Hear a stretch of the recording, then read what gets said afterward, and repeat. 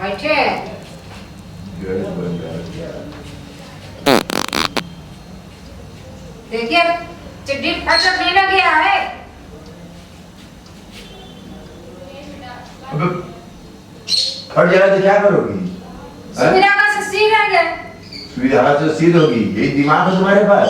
तब क्या चड्डिया फट जाएगा पागने में, चड्डिया सियाई करने सुविधा से। गैस बन रहा था तो निकाले ना, फिर निकालेगा। अब गैस नहीं बन रहा है, गैस बन रहा था तो निकाल दी। अब सील लोगी तो कैसे पोका करेंगे? बेशरम हो यार एकदम, तुम्हारी सवरत मिला तो सर जिंदगी न रखी।